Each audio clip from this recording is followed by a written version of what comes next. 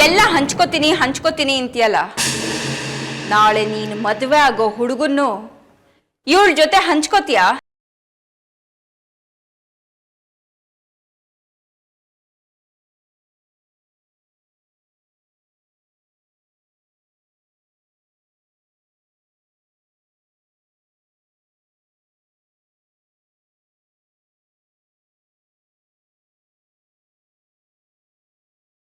ಅಂತ ಕಾಲ, ಅಂತ ಅನಿವಾರ್ಯತೆ, ಅಂತ ಸಂದರ್ಭ, ಅಂತ ಅಗತ್ಯ ಬಂದ್ರೆ ನನ್ನ ತಂಗಿನ ನನ್ನ ಹುಡುಗನ ಜೊತೆ ಹಂಚ್ಕೋತೀನಿ.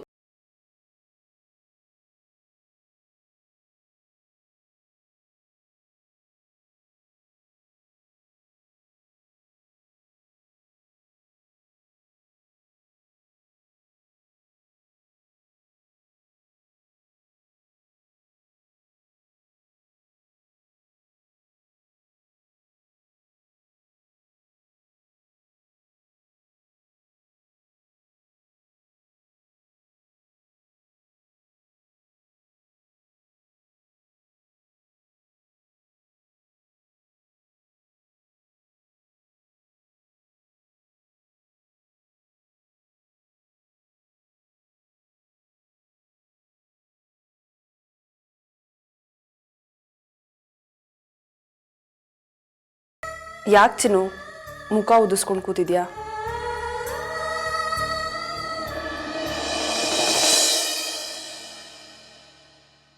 ಅಕ್ಕ, ನೀನು ಅವನ ಹತ್ರ ಆ ಥರ ಮಾತಾಡಬಾರ್ದಿತ್ತು. ತಪ್ಪು ಮಾಡಿಬಿಟ್ಟೆ. ಯಾರಾದರೂ ತಾಯಿ ಹತ್ರ ಆ ಥರ ಮಾತಾಡ್ತಾರ?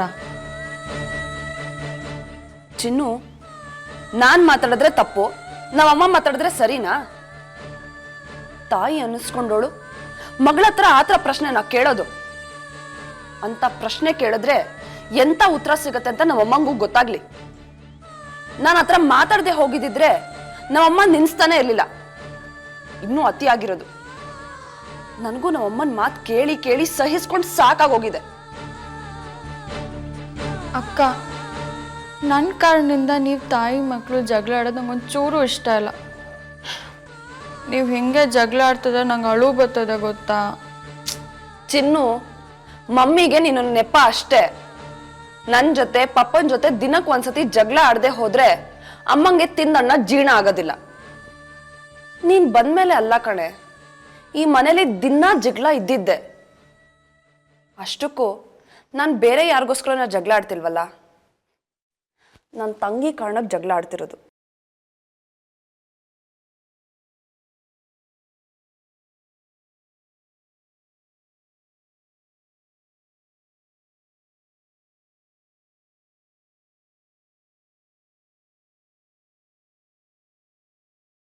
ಅಕ್ಕ, ನನಗೆ ಈ ಜನ್ಮದಾಗೆ ನಿನ್ನ ಋಣ ತೀರ್ಸಕ್ಕೆ ಆಯ್ತದೋ ಇಲ್ವೋ ಅಂತ ತುಂಬ ಭಯ ಆಗ್ತದಕ್ಕ.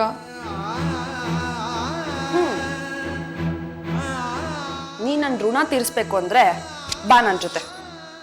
ಎಲ್ಲಿಗಕ್ಕ? ಬ್ಯೂಟಿ ಪಾರ್ಲರ್ಗೆ ಮೆಹಂದಿ ಹಾಕ್ಸ್ಕೊಳ್ಳೋದಿಕ್ಕೆ. ಪಾರ್ಲರ್ ಅಂದರೆ ಗೊತ್ತು, ಮೆಹಂದಿ ಅಂದ್ರೇನು? ದಡ್ಡಿ, ಅದೇ ಹೆಣ್ಮಕ್ಳಿಗೆ ಕೈಗೆ ಕಾಲ್ಗೆಲ್ಲ ಚಿತ್ರ ಬರೀತಾರಲ್ಲ ಮದ್ವೆ ಆದಾಗ, ಅದನ್ನ ಮೆಹಂದಿ ಅಂತ ಕರೀತಾರೆ. ಅಯ್ಯೋ ದಡ್ಡಿ, ನಾನಲ್ಲ ನೀನು. ಅದನ್ನ ಮೆಹಂದಿ ಅಲ್ಲ, ಗೋರೆಂಟಿ ಅಂತಾರೆ. ಅದನ್ನ ಹಾಕ್ಸ್ಕೊಳಕ್ಕೆ ಅಲ್ಗೆ ಇಲ್ಲಿಗೆ ಏನು ಹೋಗ್ತೀಯಾ? ನಾನೇ ಹಾಕ್ತೀನಿ. ಚಿನ್ನು, ನಿಂಗೆ ಹಾಕೋದಕ್ಕೆ ಬರತ್ತಾ? ಓ, ತುಂಬ ಚಂದಾಗಿ ಬಂತದೆ. ನಮ್ಮ ಊರ್ನಾಗೆ ಲಗ್ನ ಆಗೋ ಹುಡುಗಿರ್ಗೆಲ್ಲ ನಾನೇ ಗೋರಂಟಿ ಆಗ್ತಿದೆ ಗೊತ್ತಾ? ಹಾಗಿದ್ರೆ ನೀನೇ ಹಾಕೋ. ನನ್ ಚಿನ್ನು ನನಗೆ ಮೆಹಂದಿ ಹಾಕ್ತಾರೆ ಅಂದ್ರೆ ಅದಕ್ಕಿಂತ ಖುಷಿನೇನಿದೆ. ಬಾ, ಶುರು ಹಚ್ಕೊಳ್ಳೋಣ. ಅಕ್ಕ, ಒಂದು ನಿಮಿಷ ಬಂದು ತಾಳು.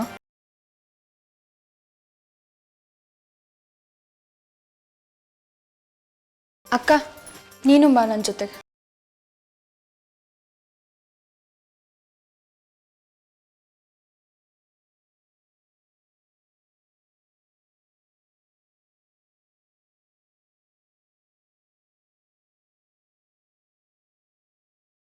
ಅಕ್ಕ, ಲಗ್ನ ಆಗೋ ಹುಡುಗಿರು ಕೈಗೆ ಗೋರಂಟಿಗೆ ಹಚ್ಕೊಳಕ್ಕೆ ಮುಂಚೆ ದೇವ್ರ ಮುಂದೆ ತುಪ್ಪದ ದೀಪ ಹಚ್ಬೇಕು.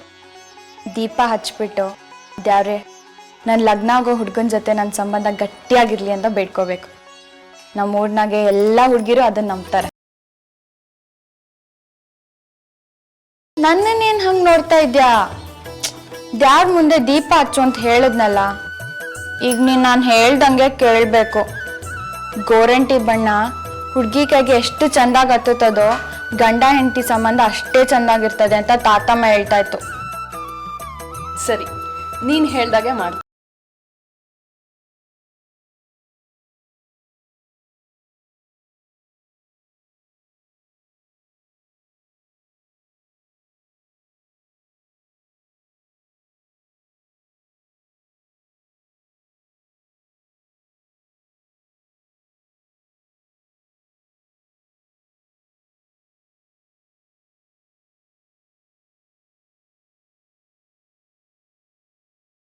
ಸರಿ, ಇವಾಗ ಮೆಹಂದಿ ಕಾರ್ಯಕ್ರಮ ಶುರು. ಬಾ.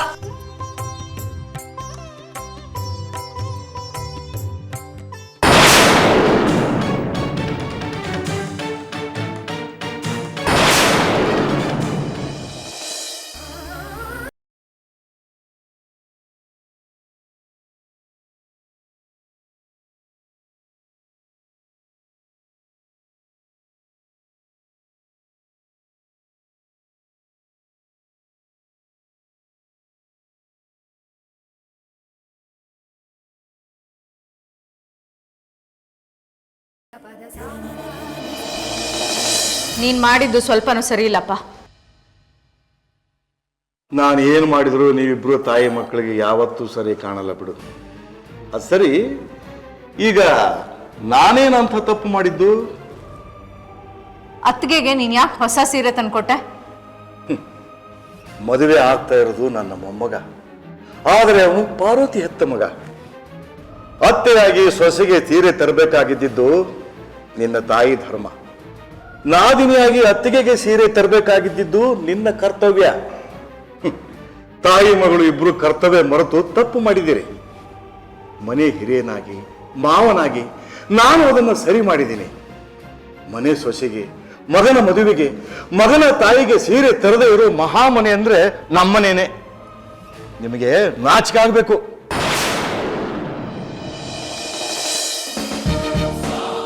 ಸೊಸೆಗೆ ಹೊಸ ಸೀರೆ ತಂದ್ಕೊಟ್ಯಪ್ಪ. ಅವಳು ಅದನ್ನ ಯಾವಾಗ ಉಟ್ಕೊಳ್ತಾಳೆ? ನಿಶ್ಚಿತಾರ್ಥಕ್ಕ ಇಲ್ಲ ಮದ್ವೆಗ? ಅದ್ ಹೇಗೆ ಅವಳು ಆ ಸೀರೆನ ಉಟ್ಕೊಳ್ತಾಳೆ ಅಂತ ನಾನು ನೋಡ್ತೀನಿ.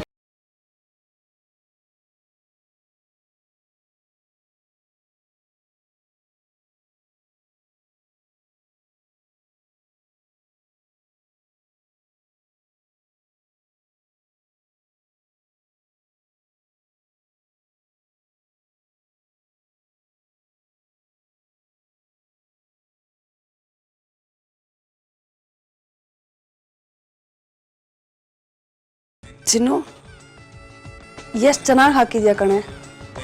ನೀನು ಇಷ್ಟು ಚೆನ್ನಾಗಿ ಹಾಕ್ತೀಯ ಅಂತ ನನಗೆ ಗೊತ್ತಿದ್ದಿದ್ರೆ ಬ್ಯೂಟಿ ಪಾರ್ಲರ್ ಹೋಗೋಣ ಅಂತ ಹೇಳ್ತಾನೆ ಇರಲಿಲ್ಲ. ತುಂಬ ಚೆನ್ನಾಗಿದೆ.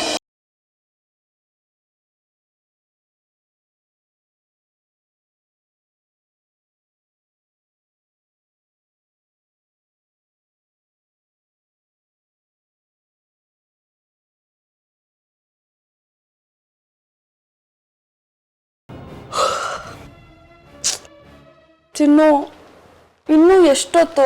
ನಂಗೆ ತುಂಬ ನಿದ್ದೆ ಬರ್ತಿದೆ. ಅಕ್ಕ, ಇನ್ನು ಸ್ವಲ್ಪ ಹೊತ್ತು ನೀನು ಮನಿಕೋ.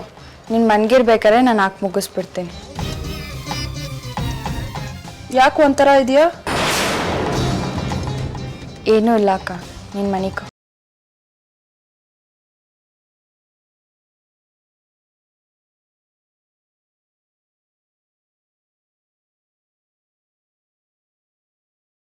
ಗೋರಂಟಿ ಹಚ್ಚೋಕ್ಕೂ ಮುಂಚೆ ತುಪ್ಪದ ದೀಪ ಹಚ್ಬೇಕು. ಆ ದೀಪ ಗೋರಂಟಿ ಬಣ್ಣ ಬಿಟ್ಟು ಕೈ ಕಂಪಾಗೋ ತನಕ ಉರಿತಲೇ ಇರಬೇಕು. ಹಾರೋದ್ರೆ ಅಪಶಕುನ ಅಂತ ತಾತಮ್ಮ ಹೇಳ್ತಿತ್ತು. ಅಯ್ಯೋ ದೇವ್ರೆ, ಈಗೇನಪ್ಪ ಮಾಡೋದು?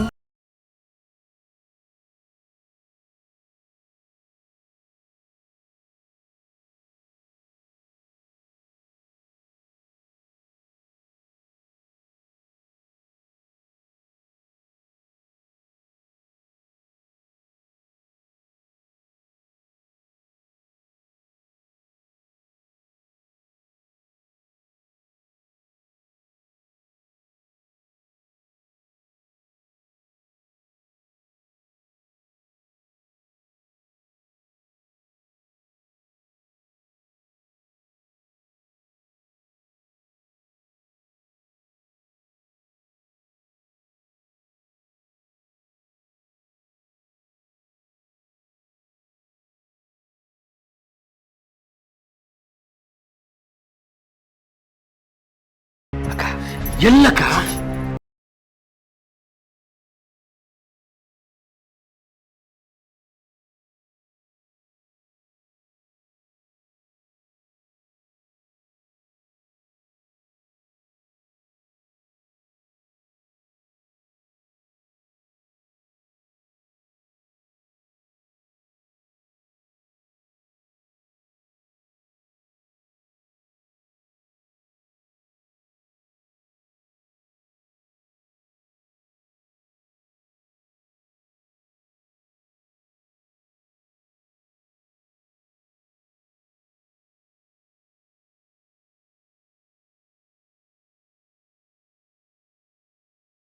ಮಾವಯ್ಯ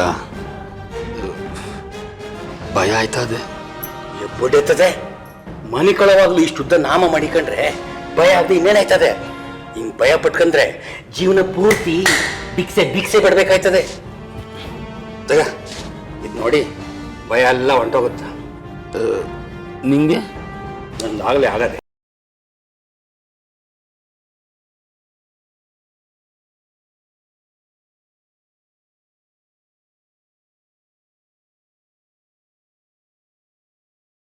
ಸರಿ, ಹೊಸಿ ನೀವಿಬ್ರು ಇಲ್ಲೇ ರೀ, ಒಳಗಡೆ ಪರಿಸ್ಥಿತಿ ಹೆಂಗದೆ ನೋಡ್ಕೊಂಬತ್ತೀನಿ.